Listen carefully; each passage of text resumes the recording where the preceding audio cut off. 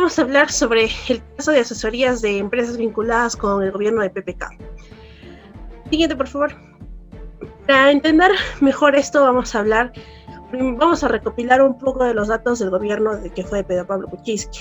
Como todos sabemos, Pedro Pablo Kuczynski en el Perú empezó su gobierno el 28 de julio de 2016 y finalizó el 23 de marzo del 2018.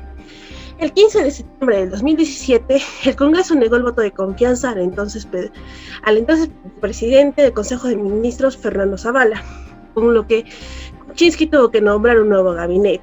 Entonces, esto ya que incluyó 5 nuevos ministros y fue precedido por la segunda vicepresidenta y también congresista Mercedes Arauz Fernández. Su gobierno ha estado marcado por el caso de Odebrecht. El propio Pedro Pablo Kuczynski fue objeto de pedido de una vacancia en el Congreso. Sus conflictos e intereses con esta empresa, que en su primer intento no prosperó. Poco después del indulto, después se pidió un indulto al expresidente Alberto Fujimori, que purgaba una pena de 25 años por crímenes contra los derechos humanos. La decisión se desencadenó muchas protestas masivas en la ciudad de Lima y otras 8 ciudades, así como la renuncia de 3 ministros y las críticas de un amplio espectro de personalidades. Todo esto de acá derivó una crisis política nacional. Finalmente desembocó en un segundo proceso de vacancia presidencial, promovida por la izquierda apoyada por los fujimoristas, la Fuerza Popular. Al día siguiente se envió una carta de renuncia al Congreso del presidente Pedro Pablo Kuczynski y esta de acá fue aceptada el 23 de marzo del 2018. Y ese mismo día juramentó como nuevo presidente el ingeniero Martín Vizcarra, por estar en la línea de sucesión al ser el primer vicepresidente de la República. Siguiente, por favor. Ya, ahora, ¿qué tuvo que ver, no? Las asesorías de la empresa vinculadas con PPK. La fiscalía investiga preliminarmente al expresidente Pedro Pablo Kuczynski por las asesorías financieras que hubo entre el 2002 y el 2015. Presentaron empresas vinculadas a su entorno a favor del grupo Odebrecht y otras compañías. Durante esta gestión, el ministro de Economía y el presidente del Consejo de Ministros, las empresas de Westerfeld Capital, Fish Capital y Latin America fueron contratadas, según las indagaciones que hubo, para los proyectos de Transversal Olmos y Sasur. También se cuenta en sus tramos 1 y 2. En este caso, Kuczynski tiene una orden impedimente de su salida del país, ¿no? En un plazo de 18 meses, en ese entonces. Siguiente, por favor. Ya. Continuando con la exposición, ahora pasamos a Sepúlveda. Dijo que PPK recibió 7 bis capital por Rutas de Lima. El empresario chileno Gerardo Sepúlveda dijo que durante el interrogatorio al que fue sometido recibió un pago de $720,000 por concepto de la asesoría que brindó la empresa Fritz Capital a la gestión del proyecto Rutas de Lima. El Sepúlveda fue interrogado por el fiscal Hamilton Castro en Santiago de Chile, vínculos con el presidente de la República. Pasamos con la participación y pagos. Odebrecht, y de ese monto, $3.500 millones fueron a parar a la cuenta de Latin America. Luego de ese, el empresario, y de ese monto de $720,000 fueron los honorarios de PPK. Por la asesoría financiera obtuvo honorarios por casi $4 millones. De ese monto, $3.500 millones fue diferencia, casi que es $5,000 se quedó en Fritz Capital del monto transferido a Latinoamérica.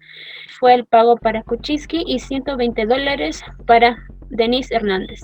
El socio del mandatario explicó que aquel entonces buscó el apoyo de PPK debido a que era su mentor, que su participación consistió en dar consejos en la inconsistencia. Sin embargo, el monto de Sepúlveda afirmó que Odebrecht de la empresa que con el monto brasileño. Entonces, la empresa brasileña hizo llegar a la comisión con casi de $163,000. Además, el monto que según Sepúlveda recibió el presidente Kuczynski por las en que la empresa que finalmente fue contratada con la constructora brasileña para realizar el trabajo. Caso Vía Evitamiento de Cusco. Bueno, en este caso, esta investigación involucra al ex gobernador regional Jorge Acurio Tito por haber recibido en el año 2012 un soborno de $3 millones por, de la empresa Odebrecht por la buena pro del proyecto Vía Evitamiento de Cusco. Bueno, para disfrazar este dinero, el empresario Gustavo Salazar Delgado le habría prestado una de sus cuentas de sus empresas de offshore. Luego de que ya fuera vacado en el año 2013 Acurio, la compañía de Salazar y otra offshore de Odebrecht habrían firmado un contrato falso sobre el dinero que ya había sido depositado. Aquí entra otro personaje que es el del abogado José Francisco Zaragoza, que habría participado en este contrato, por lo cual se le consideró en el caso y tuvo que cumplir una orden de prisión preventiva de 18 meses. Jorge Acurio Tito, este no es el primer escándalo donde él está involucrado, ya que en diciembre del 2013 fue condenado a 4 años de prisión suspendida e inhabilitado a ejercer cualquier cargo público. Jorge Acurio dejó el cargo de presidente del gobierno regional en diciembre del 2013, ya que fue sentenciado por ser contratado sin haber pasado por ningún concurso público. Y en febrero del 2016, Acurio fue condenado a 3 años de prisión suspendida por él mismo aumentarse el sueldo. El exfuncionario de Odebrecht, Raimundo Trindado Serra, confirmó los sobornos que existían entre ellos y Jorge Acurio, ¿no? Diciendo que también le ayudaron en su campaña publicitaria y que se le entregó la suma de $20,000. Por esto y más, Jorge Acurio está cumpliendo hoy en día una prisión preventiva desde mayo del 2017, ¿no? Ya que el Ministerio Público se enteró en la conexión que había entre él y Odebrecht, ¿no?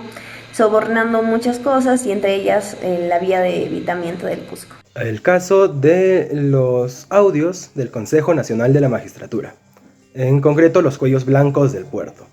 Estos actos surgieron a partir de la revelación de audios producto de intercepciones telefónicas lícitas que tuvieron origen una investigación previa, vinculadas al crimen organizado, por delitos como narcotráfico, sicariato, que involucraban a jueces y fiscales. Luego se advirtió que consejeros del extinto Consejo Nacional de la Magistratura, un ex magistrado de la Corte Suprema e incluso empresarios estaban involucrados en una serie de presuntos actos de corrupción, en especial con los delitos de tráfico de influencias y otros actos relacionados. Es por ello que tuvo tanto revuelo a nivel mediático este acto de los cuellos blancos del puerto.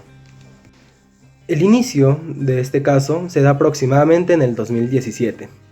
Las fiscales de crimen organizado del Callao, Rocío Sánchez y Sandra Castro, investigaban a personas ligadas al narcotráfico en el primer puerto. Su caso, conocido como las Castañuelas del Richport, se desviaría luego hacia otro sentido cuando, en un audio autorizado por el Poder Judicial, se escuchó cómo uno de los abogados de los implicados sostenía una conversación con un funcionario de la Corte de Chalaca para que le favorezca en uno de los juicios. La madeja se extendería sus hilos cada vez más, hasta llegar a los funcionarios de la justicia peruana con los más altos niveles de envergadura. Es ahí cuando aparece en escena el ex juez supremo César Inostroza y los consejeros Velázquez, Guido Águila, Julio Gutiérrez e Iván Noriega. Bueno, siguiendo con el tema de los cuellos blancos del puerto, vamos a presentar personajes que también fueron involucrados en ese tema. Uno de ellos fue el expresidente del Poder Judicial, César San Martín, ¿no? Quien pidió una ayudita a Ríos en un caso familiar. Entre estos involucrados también tenemos a Edwin Camayo y Mario Mendoza, así como el expresidente de la Federación Peruana de Fútbol, Edwin Oviedo. De los personajes involucrados que fueron a prisión fue el señor Walter Ríos, ¿no? Que el 20 de julio de 2018 la Corte Suprema ordenó 18 meses de prisión preventiva. Un mes después se le amplió a 36 meses. Medidas similares se ordenaron contra Paredes, Aparicio, Parra, Rojas, entre otros personajes, ¿no? Que hasta la actualidad siguen presos. En octubre, la Corte Suprema dictó 36 meses contra el ex consejero Gutiérrez. Ese mismo mes se ordenó la detención del ex juez supremo César Inostroza y en noviembre se procedió con la extradición activa de Inostroza, quien había fugado a España.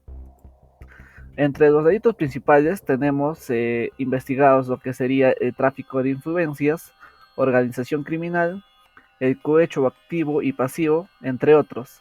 Así también como se encuentra el análisis de la prerrogativa de la inmunidad que protegía las investigaciones, ¿no?